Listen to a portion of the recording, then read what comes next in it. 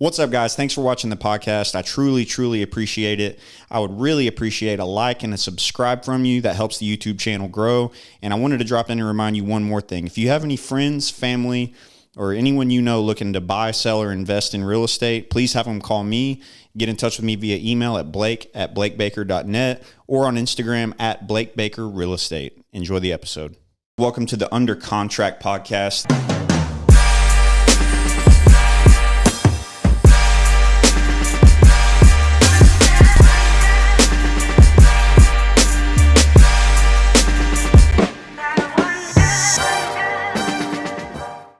Yeah, it was from the new intro. It's going to be this Friday. Nice. So I'm pretty excited about that. I did see that. Yeah, it's going to look cool. All right, well, we are rolling. Ladies and gentlemen, welcome to the Under Contract podcast. We did a podcast 2 weeks ago now. Something like that, yeah. Got done. It was take my word for it, it was a freaking amazing podcast. The episode to remember. Got to editing and had no sound. Yes. So we just performed a mic test just now, and I'm getting bars, full bars here, full bars there. We're good. What's happening on this rainy? What is today? Tuesday. Today is a Tuesday. Yes, what's happening, brother? Dude, I'm good, man. I like your Crocs. Chilling. Appreciate it, man. I love these things. I was a Croc hater for the longest time, and I got these, and I haven't looked back. I know. I have some, and I love them. Yeah. I have some tie-dye ones. Dude, I would shit on them so bad. So, I forget that it's just a different vibe since we've literally already done this podcast. But, ladies and gentlemen, this is my friend, Mr. Shawn Archibald, a.k.a. Shawn Wisdom. Let's give him a round of applause. Yes, sir. Yes, sir. So why don't you explain to the general public who you are and what you do? You're a multifaceted young man, and I find your career choice very interesting, and you've helped me. You know, we've already kind of kicked the shit around about podcasting and different y'all's amazing setup over there, and I enjoy just kind of talking about all that and learning more about it. So why don't you tell the people? Just retell the whole story, basically, that you told last podcast that they didn't get to hear. I got you. All right. What's up? Oh, my God. What's up, everybody? Yeah. Got the remix. What's up, everybody? It's your boy, Shawn Wisdom here. And I am a digital content creator. So I do photos, videos. Currently, I work with OTG Fitness. I do their creative managing, making sure that their Instagram, Google, YouTube, TikTok, everything looks good. OTG podcast. Yeah, the OTG podcast. Of which you are the producer. I'm one of the producers there. Yes, sir. Yes, sir. So yeah, that's what I've been doing. I've been taking photos and video for about 10 years. And it started when I was a kid, taking pictures. A friend of mine had a cigarette box. Took a picture of it. I thought it looked really cool. And I felt like I needed a camera, so I started shooting. And when I got my camera, a little bit after that, I found out about the Art Institute, and I was super excited to do that. And once I seen how much it cost, kind of hit the pivot on that one. Once I found out it was $80K, I was like, man, you know what? I can't do that. A year or for the whole? For the whole thing. So it's like, it's a lot of money, especially at the time. I wasn't even living at my mom's at that time. I was 22 years old. Yeah, I was pretty young. So I was like, dude, just kind of jumping around different jobs. And I was living just kind of on a buddy's couch type shit. So I was just like, yeah, I didn't have 80K. I didn't have any 80K to give anybody. So I kind of made a pivot. And from there, I just would shoot just as much as I can, really. Just a cigarette box. Yes. What is it about smoking cigarettes that's cool? It's like kind of cool. Man, the thing about that though is like, I don't even think, I know it wasn't his cigarettes because he doesn't smoke. The guy just took pictures. It took a picture of the box, but I don't know, man. I think it's a lot like a Coca-Cola thing. It's like the branding.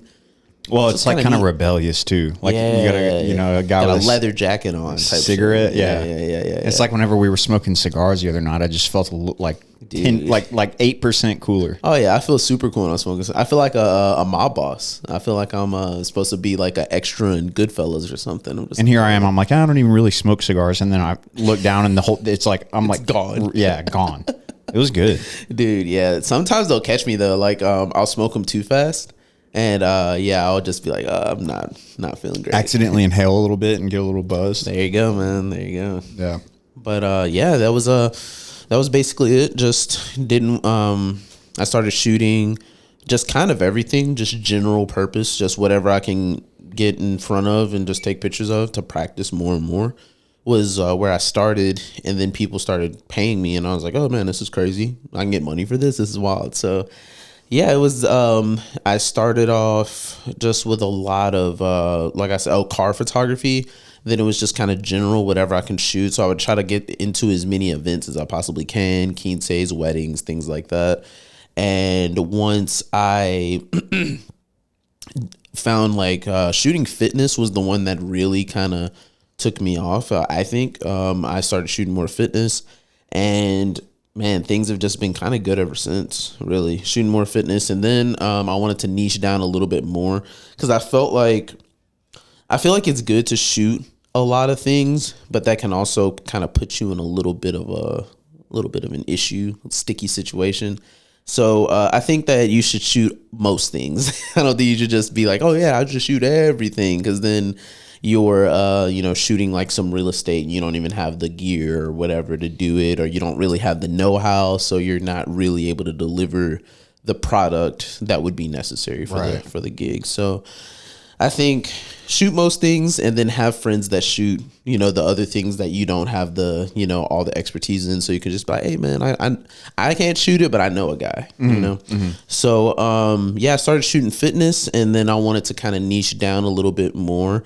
So my main focus right now is fitness, and I like doing small business and then some event work. So yeah, that's basically me in a nutshell right now. Fitness is a good one because that's probably the most accessible thing to your average person. Yes. Yeah. Like, you're not going to have a million people be like, hey, come take pictures of my, whatever car. Yeah. Like, yeah.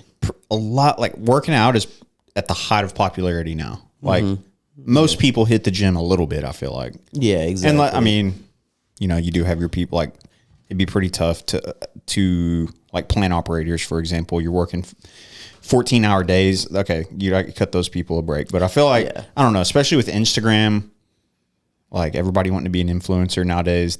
How many people do you see with fit after their name? Oh yeah, man, I see. Yeah, so many. Yeah, it's wild to see the change of fitness within the last few years. Since 2017, I remember that's when I started my real estate Instagram, was in like late 2017, and the reels weren't even a thing yet. Like, it was just a video, Yeah.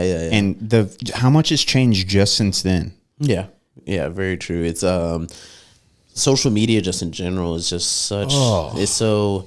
It's a good and bad, man. There's times where I really enjoy it, and I see some content on there that like inspires me, and I'm like, I just want to take my camera out and just go shoot. And then there's things that I see online that make me cringe to a point where I'm like hurting. I seen someone post the other day. It was this dude, and it's like a sneaker. It was on a sneaker page, and this other guy, I'm assuming was a sneakerhead. He walks up to the dude that works at this at the shoe store, and he's like, "Yo, what red flags? What shoes can girls wear that are a red flag that you're just out?" And I'm like, "Really? Like, you're really like, there's really dudes out there that's like, oh, bro, you're wearing like Jordan 1 lows. Don't even get in the car. Like, what are you talking about? I was gonna say white Air Force Ones. Yeah, white. It's funny because that was like my red flag shoe too. I cannot stand Air Force Ones. Super dirty ones. And they came back. And they've came back. What is that, dude? It's crazy. Like, they should have left them in the past when Nelly was wearing the freaking Band-Aid, bro. I feel like the 18 to 25-year-olds now, they dress like it's 1998. Dude, I hate that. Is true, dude. Fashion is circular, they say. Like, it always comes back around. Oh yeah, for sure, man. Yeah, I was like, dude, nah, they should have killed off Air Force Ones, man. Only Air Force One I would ever want is a plane, and that's it. The Jordan ones and the Air Force Ones are back. And but dude, talking about how much social media has changed, like, just today I went to the office and I had like a little to-do list. And of course the phone's dinging, text, emails, whatever. I'm so easily distracted anyway.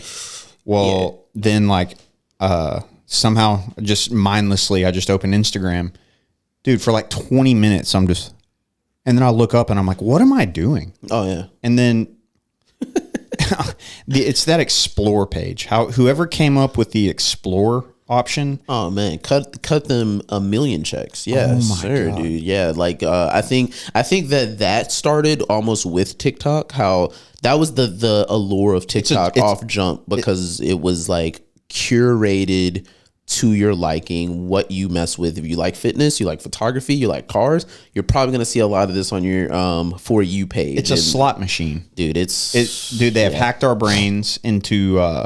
I was listening to a Rogan podcast the other day. This guy was talking about like how slot machines work and why people get so hooked to them. Mm-hmm. And he was talking about they did this experiment with pigeons where they gave them two options. One, it was like peck, peck, peck, and they get X amount of seeds. And every time they do that, it's the same amount of seeds. And if you say you take, one drop of seeds is 10 units. And if you do it 10 times, it's like 100 units total. Mm-hmm. But then they have one where it's like peck, peck, peck, a little bit of seeds. And then like a medium amount. And then like a bigger amount. Mm-hmm. But if you extrapolate it out, the consistent one gives you more seeds. But the possibility of getting that big dump, the pigeons all went to that one, even though it produced less food for them. Yeah. So it's just like that possibility of seeing that next big thing, or that next big, at a casino, you're playing slots, the possibility of that hit. Yeah. That endorphin jackpot, pretty much. Yeah. Yeah. Yeah. And that's what they've done with these social media sites, dude. And it is the explore page. They know exactly what you'd like. Mm-hmm. It is creepy. Yeah. Yeah, man. It's interesting. So I have kind of a little bit of a hot take on that. I don't know how hot of a take this is, but I think that I'm kind of cool with the integration of man and machine, technology. Like, just to think, if you had like a Google Assistant or a Siri, probably not Siri's kind of trash, but a Google Assistant, ChatGPT type thing just in your brain at all times, to where you can recall any piece of information at any time, almost like not a machine, but like a Limitless. How that dude had that. Yeah, like a Neuralink type thing. Exactly. So it's like it's one of those, you gotta crack a lot of eggs to make an omelet, but it's like, I think it's definitely gonna have like some growing pains and some pushback. But I can see 50, 100 years ahead, when they kind of perfect it and they commercialize it, I think that can be kind of cool. It's going to happen. 100%. You imagine walking up to your car, getting in, and there's ways to do this, but it takes so much to do it. Like, walking up to your car unlocks automatically. You get in it, you sit down, you put your phone in a little station, or you link into your phone, or you into your car, and then your car just knows where you're going to go. Okay, cool. You're going to Blake's house for the podcast at 6. All right, cool. And it just maps your route. You get there. It tells you, hey man, the traffic's a little crazy, you should go around this way. Okay, cool. And you just do that, and it's like, man, it just knows. I think it'd be kind of sick. I don't know. It would be sick, but let me play devil's advocate. Oh, definitely. So go ahead. My problem there is, who's going to have access? Because if it's in your brain and it can interact with your brain that well, mm-hmm. It knows every thought, it knows the texture of your thoughts. Ooh, the texture of your thoughts. Yes. So who's going to have access to that information? Oh yeah, it's very Minority Report. They can control thought police type. Yeah, thought police. Yeah. So they'll know what you're thinking. Yeah. And what was the other thing? Oh, have you seen Black Mirror? Dude, I love Black Mirror. The episode where there's 2 episodes. One is where that dude, they have that thing in their eye that replays. They can they have a little remote. The constant history of you, or forever history of you, or whatever. Right. They can rewatch their memories, basically. Yeah. So if you get the police could call you in and be like, rewind your shit to this day, and see what you were doing. Yeah. And I'm not going to talk about the rest of that episode on the podcast because it's for mature audiences for sure. But it goes that way, and you're like, man, that's not going to be good for marriages. And you walk into a room and somebody's just looking up. They're just like, And they're just living in 2 years ago. Yeah, and it's like watching Snapchat memories, but in your brain. Dude, it's tripped out. And there's another episode that's similar to that where they used like the human surveillance system to catch someone who's called Crocodile. You remember that one where the chick, she kills someone and they're trying to figure out how the dude died. And so they're going around, and I think it happened after this because that episode was earlier on in a season. So they go around and they're collecting this data from other people's recording. And so there's like a some FBI agent or something going around and they're trying to figure out how this dude died. And there's like so many different angles of like these just kind of mundane things. It's just people chilling, but they all have small perspectives of what happened that day. Yeah, they can link it together. Dude, I am. Oh my god, I love Black Mirror. Or the one where the dude he was like convicted of some crime and he was like extricated from society, but the way they did it was like when people look at him and see him, he's blurred out and they can't hear him talk, bro. Don't talk about White Christmas around me, bro. That episode is crazy, bro. How did they come up? They are genius writers. Episode is, oh my But my favorite episode is Playtest, where he goes into that horror game. Bro, the whole episode. I don't even like TV. I can't even watch TV shows. I was glued. Bro, Playtest is so good. It gives me like chills thinking about it. I love Playtest, bro. Man. That one gave me chills, man, especially like towards the end where you like kind of figure out like the connection between him and his dad. And oh man, I was like, and you think it's over, but it's not. Oh, dude, it's beautiful. And then it's like, oh yeah, he was only down for like 5 minutes or something. It's like, what? Yeah. What? Yeah, man, that was dude, I love me some Black Mirror. That's a great episode. Holy crap. Yeah. Man, talk about a tangent we went on. Talk about a tangent. So talk about when you were kind of transitioning. You worked at a pawn shop. Yes. And then did you work nights at the stocking nights later? Okay. Yeah. So as I was kind of trying to figure out exactly like what I wanted to do after high school, I kind of had a couple of odd jobs, nothing too serious. And the point here is that this is a pivotal moment at which you had to do some sacrificing to kind of bridge the gap between what you were doing and what you were going to be doing. Exactly. Because you had to go like sleepless nights, working during the day, working at night, taking naps when you could. Yeah. So I worked at a pawn shop for like 10 years.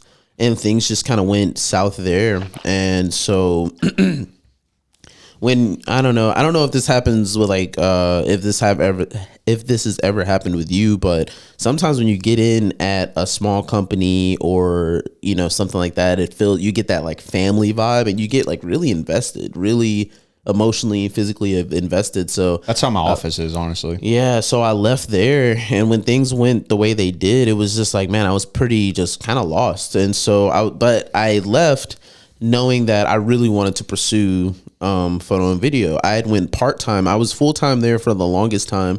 And a buddy of mine, shout out Justin at the coffee truck, he left and started doing his thing. We worked at the same place. He left, started doing his thing. And I'll never forget, this is a small side story within this story, but I remember one day on my off day from the pawn shop, I was at Fitness Connection, and it has a view of 45 right in front of it in the cardio area. So I love that. Are you talking about the one behind Twin Peaks? Yes. I love that gym. Yeah. I kind of like it too. It's okay. I used to work out there back in the day. I like how everything's upstairs. Mm-hmm. The indoor track is super nice. Yeah. I really like that. And so I'm running on a little treadmill. So I'm looking out at just running, and I see my buddy's coffee truck just shoot by just real fast. And I was like, oh crap. And I was like, oh man, that's cool. And it really like struck a chord in me, because I was like, man, at the moment, I was like, I know he's not going back to the shop to go to work. I know he's not, just running around to do something at the shop. We had both worked there for a really long time. So anytime we had left, we were usually just coming back there. But, we got this little space of time. But I knew that he was leaving, and he's doing his own, like he was going to do his own thing. And I thought that was so cool. And so that like really struck a chord with me, and I'd always remember that. And so a little bit after I was like, man, I think I need to really kind of lock in on this. I think that time is really getting me. I was working 9 to 7 every day. So, or just about every day. So, I was like, man, this is kind of tough. So I went part-time. I was working 9 to 2 instead. And the first month I was like, I put a post out and I'm like, all right, y'all, part-time Shawn's here, man. I got all this open time. What's up? Start booking.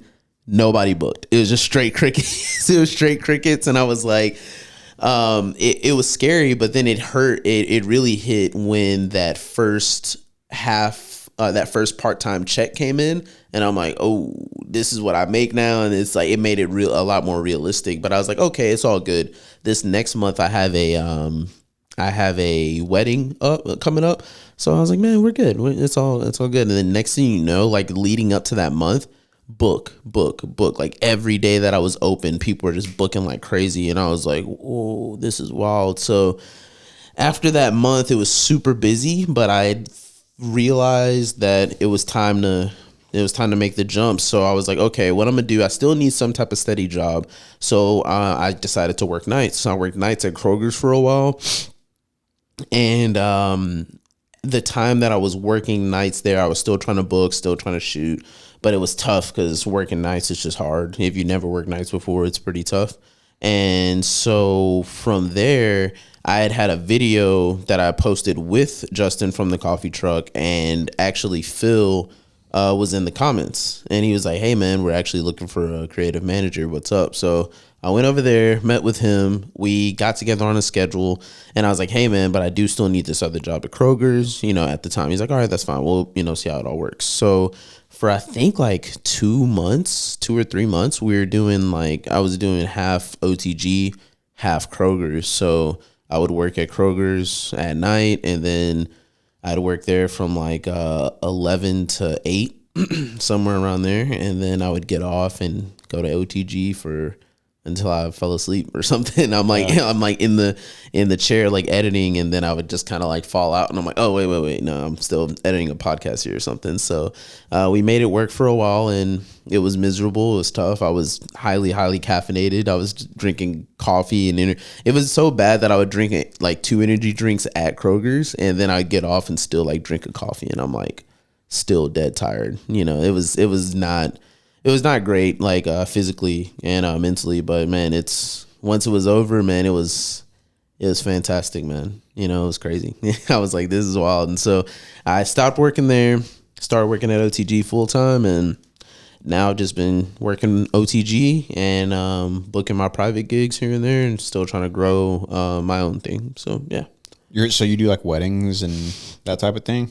Yeah, I do events, and I'm trying to kind of back away from doing those as much, and I really want to focus on more fitness and small business growth. That's what I really, really want to kind of build on. But I'll do weddings and events. It's kind of hard right now to really pass on them because I'm gonna be completely honest, the money's pretty good, from events, and so it's like, dude, I'll do them every now and then. You could seriously push the fitness thing, and I think you could kill, bro, because at certain gyms, like at Club Fitness in Pasadena, how familiar are you with that area? So yeah. Okay. I kind of frequent Pasadena every now and then. Okay. I grew up over there. That used to be a 24-hour fitness, and then that shut down during COVID. And then these 2 guys opened. It's called Club Fitness now. It's the same location and everything, but they've done a really good job, dude. They have really nice equipment. They're doing a full remodel now, and I think they might have their own media team. But my point being is a gym like that where there's a lot of younger people. Mm-hmm. Any gym that's a gym where you see a ton of camera set, chicks and everybody really with their tripods and just be like, hey, for I don't know what the going rate would be, but you could have a professional edit and.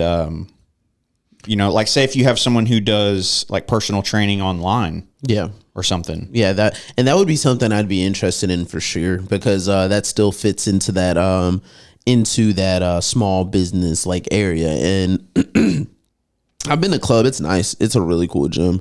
I like it. I think that if you're if you have, I mean, if the money's there and you're trying to open a gym and you can find an old 24, that kind of seems like it'd be the way to go, man.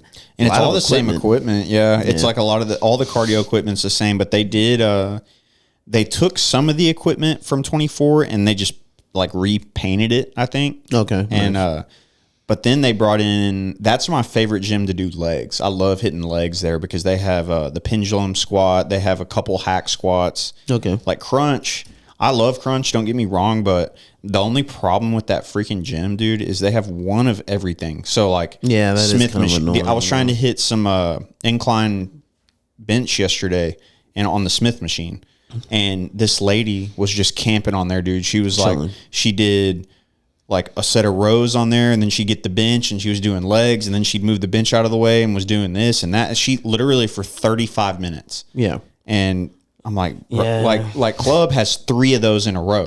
Exactly. That's the way to do it. Have you ever have you been to Apex yet? I have not. Dude, you should check that place out. I almost went there the other day because my wife's from LaPorte and we were over at her mom's house. Yeah. And we went and ate breakfast, and then she was like, I want to go see my mom for a little while. And what I usually do is I'll either take her there, drop her off, and go work out, and then come back and hang out for a little bit, and then we'll go home. And I was like, like Apex is literally 2 minutes from her house. So I was like, I wonder how much it is, because I have my club membership. Yeah. And I called them and I was like, how much is a day pass? And they're like $20. And I was like, man, for a day pass, I'll just go to club. So I didn't go, but I've seen pictures and I've heard it's really nice. Yeah, it's definitely worth it to check, worth checking out. So has a similar setup to an Alpha Land. I was calling it like a baby Alpha Land because it has 3 separate gyms in it, in the one place. So they have one place, or like gym 1 is there more like, it's like a commercial gym. It's very it's a lot of machines, a couple of free weights. The dumbbells get kind of heavy, and there's like where all their, like a lot of their cardio is.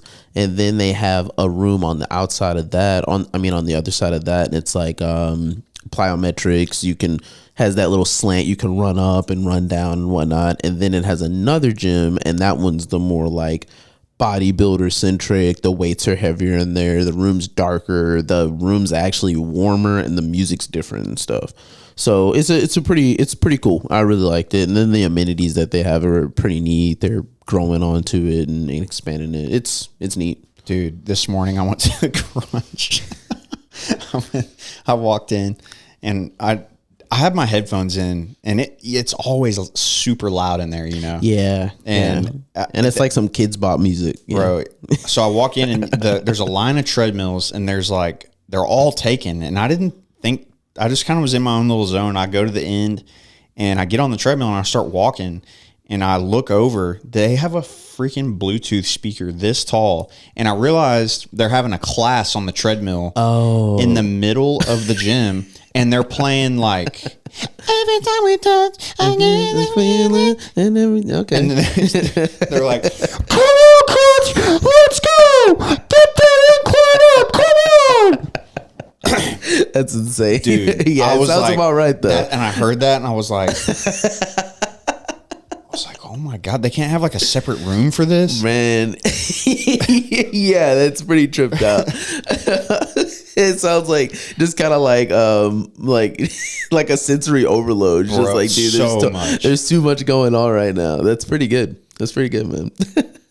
Yeah, but I guess that's what you get, dude. A corporate gym. I mean, that's about as corporate as it gets. Yeah, man. It's when it comes to gyms, I don't really have too much. I do like the private gyms more because they get it. You know, you go in there with a camera, mic, tripod. They get the vibe. It's no issues. But like being in like a commercial gym, it's like a little different. You might get the people looking at you funny. You might get the person that tells on you or something. I was at 24 last time I shot in a commercial gym, and like we got to the end of the shoot, we're completely done, and like the dude like from the front desk comes up and he's like, "Hey, bro, I just want to come over here and see like are you filming him?" Because I was all right. So the shot I was trying to get is like of my client and he was stretching, and he's like on this turfed area, and I like to shoot through things a lot. So especially if I'm in a gym, I'm gonna shoot through the machines to shoot the client or whatever, and I think it looks really cool, and it kind of adds that depth and whatnot.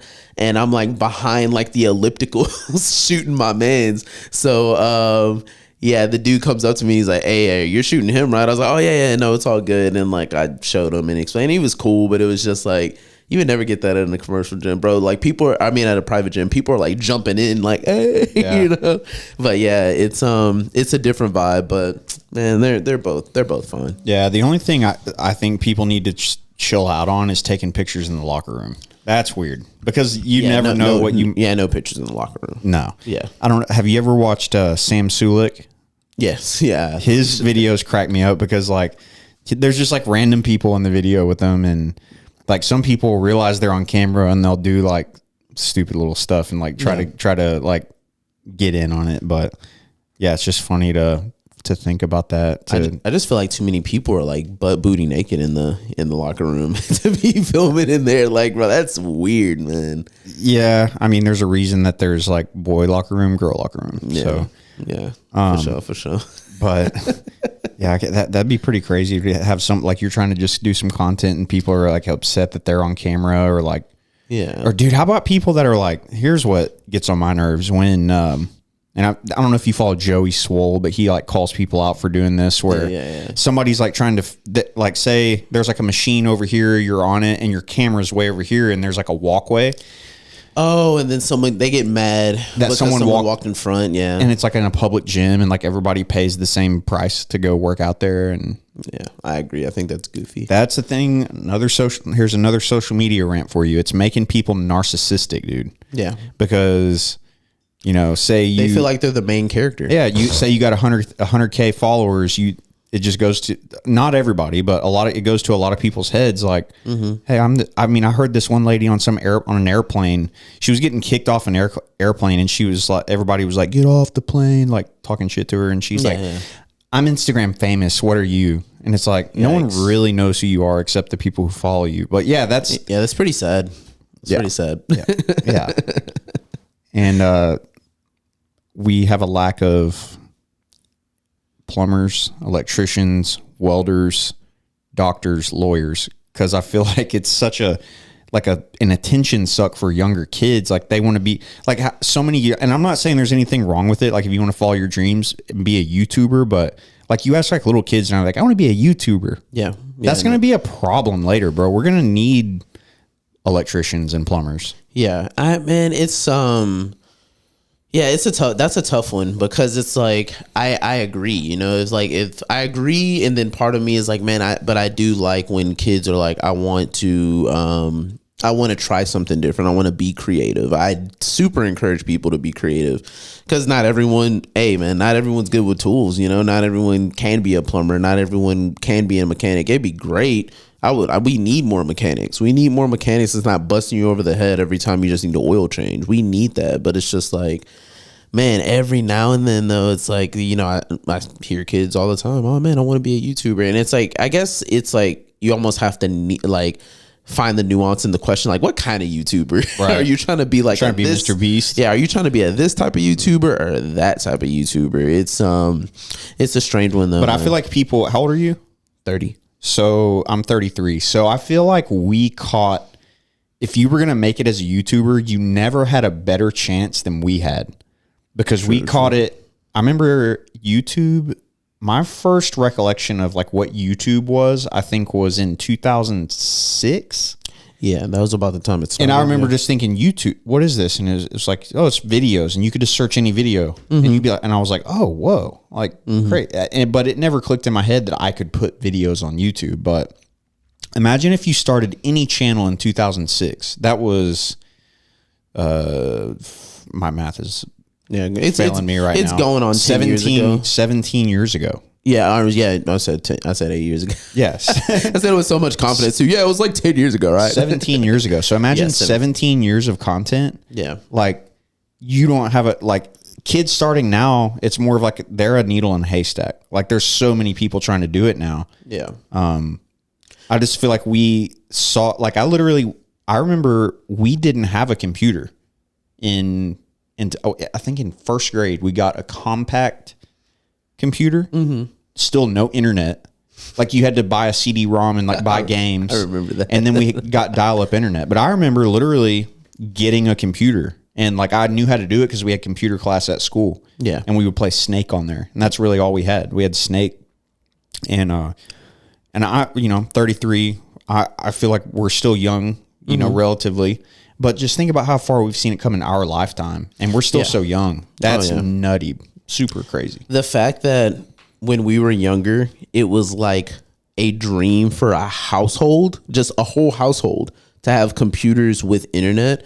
And now the fact that you can do as much as you can, and I hear so many gym content creators, they're like, yeah, I just started with my phone, and then I got like a camera, or then I got this, and then I went that next step. But it's just like, I started this podcast with my phone. Yeah, man. I mean, and that's the creativity. Like, you can, like, a lot of things that I like subscribe heavily to, you can easily play devil's advocate to, like, having Google Assistant in your brain. I think it'd be great, but of course, yeah, there's definitely the issues with it. Just like content creation and wanting to be an influencer, you can be the guy that's been just grinding it out, and it's like, man, I really like film, I like the arts of it, man, I just want to create. Or it's like, you want to big someone up, you want to be like the dude that was filming the Kanye documentary, where it's like, man, I know exactly where I am in this situation. I am the guy that films the guy, and that's me, and I'm totally cool with that. You can be that guy,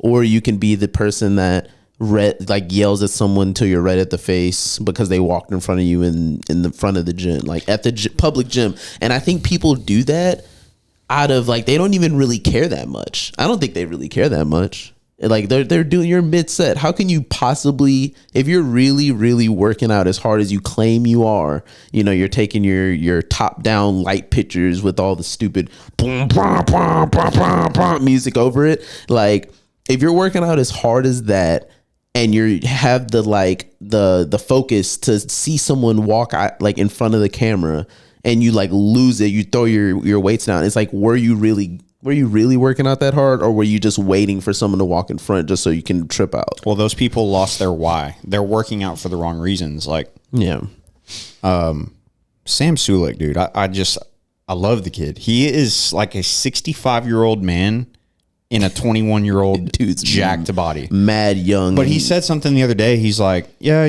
working out for like, the aesthetic and like for other people to see, hey, you're looking good and stuff. That's cool.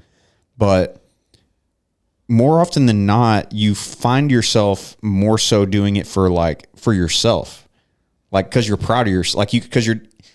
It's like you're doing something that you can be proud of. Like, hey, I stuck to this diet. I hit those weights. I did my cardio. Yeah. And it like struck a chord with me. Like, damn, bro, like that is such a more powerful reason. Like, I'm going to do this for me. Mm-hmm. And because, dude, you try to do stuff for everyone else, it'll never end. Like, you'll never have the satisfaction of, if I do this for me, like, I'll know at night when I go home and go to sleep, like, I know I checked all those boxes and did what I said I was going to do.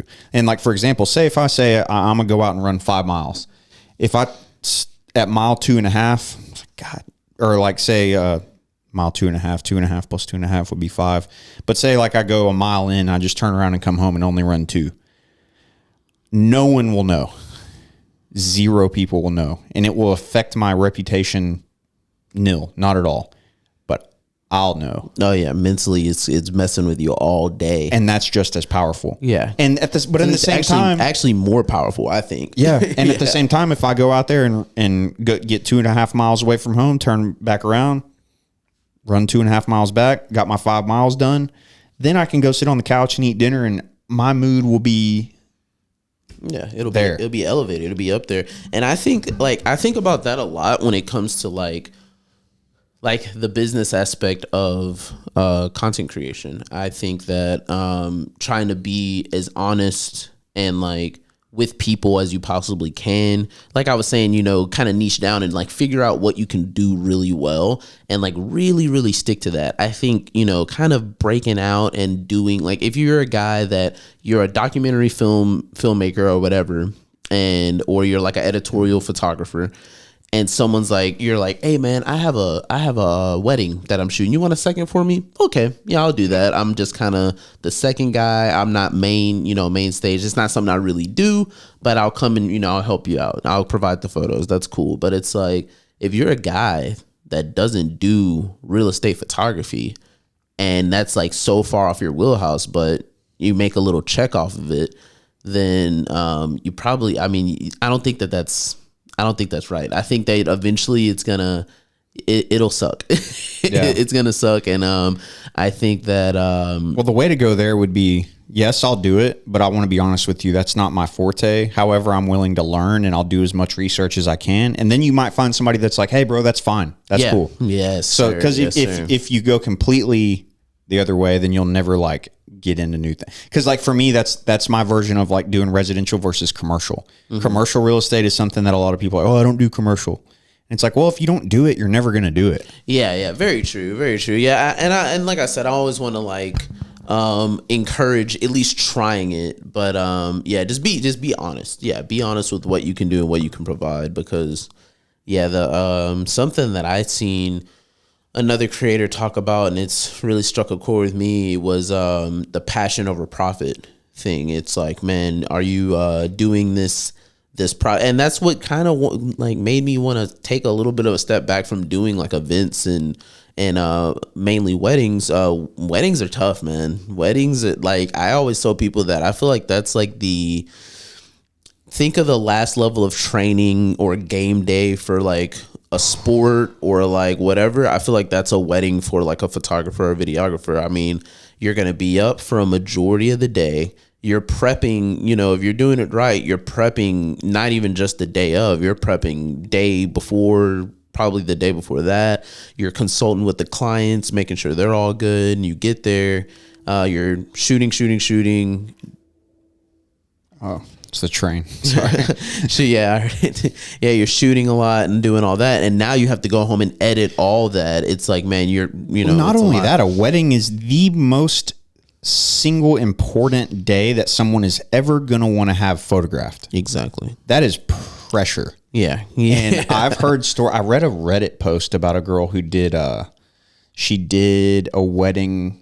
She was a photographer who did a wedding, and her memory card corrupted, bro, and she lost all the pictures. Yeah, see, I don't even know what you do there. I have no idea like what you do there. Do you have two cameras like around your neck at all times and do both? Well, sometimes people do the dual camera because they'll have like let's say a wider angle, like a 35 on one, and then they'll have an 85 on the other. That's going to be a little bit of a further angle because it's just literally faster than trying to switch the lenses. So it's like, oh man, instead of me missing the shot or walking around the whole time with one or the other, I can just flip, boom, I have it on a holster.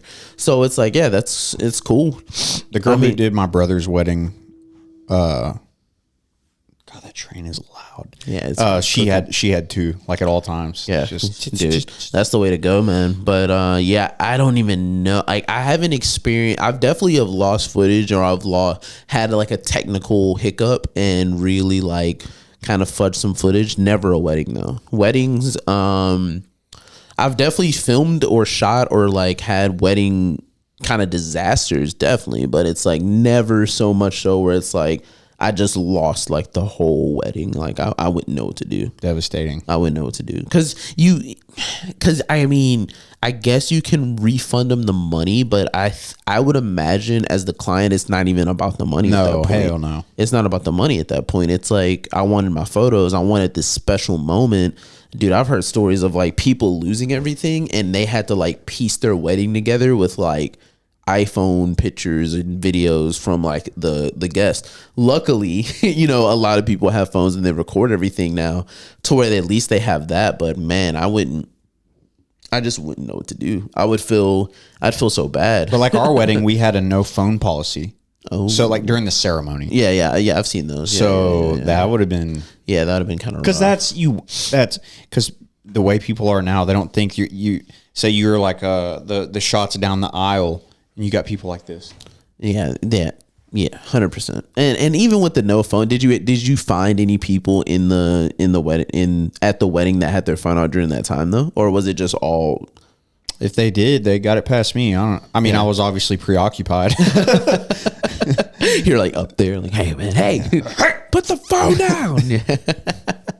Yeah, but no, I was just saying because a friend of mine, when they got married, they had a no phone, but then there was like a picture that popped up later on. There's somebody just like super on the low, and I'm like, what is that even for? Because there was the person that was there wasn't even like wasn't in the wedding party. I think their dude was in the wedding party. So it's like, yeah, but like, what are y'all gonna do? Just go home and Black Mirror it to that little part of them sitting there? Like, it's like people who take videos of fireworks. Okay, if you've ever taken a video of fireworks, I want you to message me and tell me how many times you've gone back and watched that. Dude, could you imagine going back to a video of fireworks and being like, oh yeah, that was sick. I think the only time I would go back and watch fireworks if it was in a place, if it was like special, rather than like just fireworks off Kima. Like if it was like I went to like France or like Tokyo, or like I proposed to my chick and like the fire, that whole thing, that would be really cool. Yeah, I think rewatching fireworks is pretty mid, unless you have like a dope angle of it. Like throw the drone up in the air, man, get some fireworks shots. Oh, that's a good idea. That'd be pretty cool, man. When I proposed to Kelsey, I had it all planned out, and I did a Christmas card photo shoot for our Christmas cards. Mm-hmm. And I proposed during the photo shoot, so it's like high definition photos. Nice, epic, nice. And so I propose, and we're sitting there like it's all emotional and everything, and like we did the rest of our photos like right there in front of the water, and this dude walks up. He was like, "Hey, I just want to tell y'all, I just took a video of y'all." And we were like, "Really?" He was like, "Yeah, I could tell. Like when you turned around, I just knew he was gonna do it." So he videoed us, and it was pretty cool because that's pretty fun. He airdropped it to me, and he was like, in the video, he's like, "Oh my God, he's gonna do it. She's about to do it. Cheryl, she's about to do it." I dropped to a knee, and he's like, "Oh my God, he's doing it." Yeah. And then she turns around, and we start crying and everything. Yeah. But it was just cool to have, like, it's just some random guy, and he like sent us the video. It was just kind of cool to have. Dude, I did say earlier in the episode that I want to get away from shooting weddings, but dude, I love shooting surprise proposals. I've shot a couple, and the last one I shot was on like the Lock Bridge in the Love Lock Bridge in Houston, and it was cool. I knew the dude, but his chick didn't know me, and so I'm like sitting, like walking around. I got like my hat on. I'm just kind of like chilling. I see him walk on, and dude, it's like game time, bro. Like my heart, bet my heart's just because it has to be like there wasn't a lot of people on the bridge. But there was this one chick that was on the bridge, and she was just by herself almost as long as I was there. And I was there like a good hour before they got there, and she was just there, and she would like kind of take a look at a lock and then put it down, and she's just kicked back, bro, just like listening to, and I had music playing. I was just jamming out, and every now and then she'd be like, "Oh, damn, that's the jam." And that was it. And I was just like, I thought she was going to meet up with someone there. Nope. Right before the couple came, she just kind of dipped out, and I was like, that was weird. So luckily her and her man had a lock there, and she was there. He broke up with her, and she was there just like looking at the lock. Dude, I seen one on there, and it was like me and so love you so much, and then it was like someone came back with like a red marker and wrote "we over," and I was like, damn. I was like, bro, that's a commitment to the breakup, man. You have to like come all the way back here with and find the lock, mark it through, let everybody know. So that was pretty funny. But yeah, I was sitting there waiting for them, and I'm like, okay, cool, and you don't want to look like you're it's like you don't want to look like you're the guy. So it's like I was just luckily that's like a really popular like photo spot. But where is that? It's right outside of Buffalo Bayou Park. Like, Okay. you can get there from the park. That park's pretty big, so it's like, Dude, I know exactly where that's at. I used to live over there. yeah, it's like in front of where you're entering into. Like, you could see a whole panorama of downtown from there. Exactly. Yes, I know exactly where it's at. Exactly. I've been there. I don't know what I... Yeah. Yeah, I don't know. So yeah, it was it was pretty cool. So I'm like walking around trying to act like real inconspicuous, and then I see them talking. They get a lock. They're putting it on there. I'm like, okay, cool. And then he drops to a knee, and I'm like, game time. And I like turn around, and I'm like, what I tried to do is shoot stuff like in the area so I can be looking at them without looking at them, you know. And so it's just like, I'm just letting them like spray, and luckily, man, got all of them. She's like crying and loved the pictures. It was really cool, and that is, I don't know what it is about like a proposal, like surprise proposals are so fun. They're so fun to shoot. What we kind of had the same thing.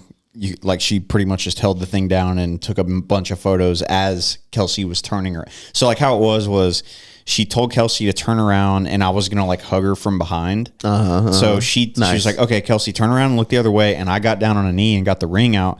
And then she was like, Kelsey, you know what? Actually, never mind. Turn back around and do whatever.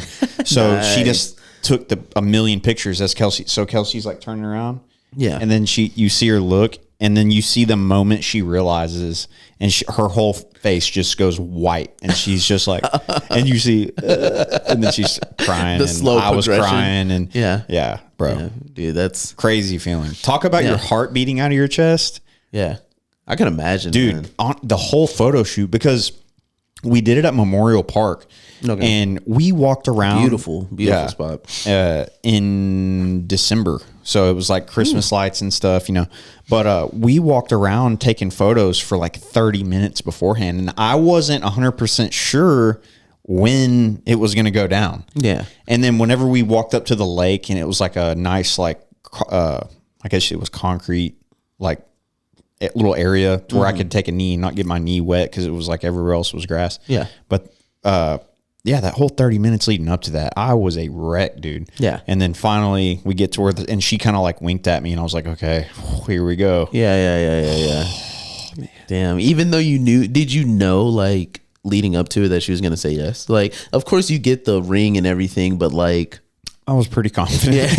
Yeah. I don't know. I mean, I've never been. I always imagine that's like super nerve wracking though, because I know that guy like usually gets super nervous. In my opinion, if you have to really think about whether or not she's going to say yes, then what are you doing? True.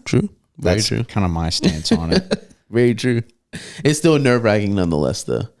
Oh yeah. Yeah. I mean, it's just that's a turning the page in your book of life, man. Yeah. That's tripped out, man.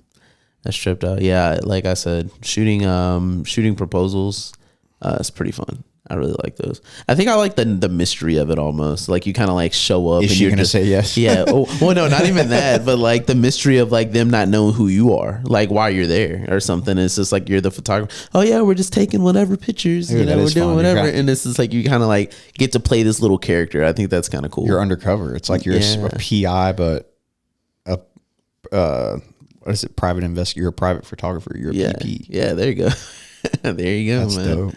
But yeah, man, that's about it. Cool. Well, I'm trying to think if we talked about anything else in the last podcast that we didn't talk about in this one. Can you think of anything? Not really. Nothing that I can think of. I think we even talked about more this time, so I'm not really sure. Okay. Well, I'm 99.9% sure we have sound on this one. So if I go to upload it and we don't have sound, I'm just going to just upload it, cancel the podcast and just pull all the episodes down. Cool, bro. Appreciate it. Yeah, man. Have a safe drive home in the rain. We are all thankful that we're getting some rain. So those foundations will be, I don't know if you know, I did a video the other day about how whenever there's a drought, the ground sinks and causes foundation issues. So, okay, no, I didn't know that. I mean, dude, I watched a lot of them, but I did miss that one. I didn't know that was such a big deal in Texas. I thought droughts were just bigger deals in like places like California and stuff like that. Well, I mean, we don't have water shortage problems like they do, I don't think, but the ground, we got a lot of older homes around here, so those are the ones that are going to get hit pretty hard. Yeah. Gotcha. So, anyway, but okay, cool, man. Well, I mean, yeah. Okay, I'm trying to think if there was something else that we're possibly missing, but I think we covered everything. I think we did. Yeah, I think we covered everything. So, all right, dude. Appreciate it. Yep. Peace out. Later.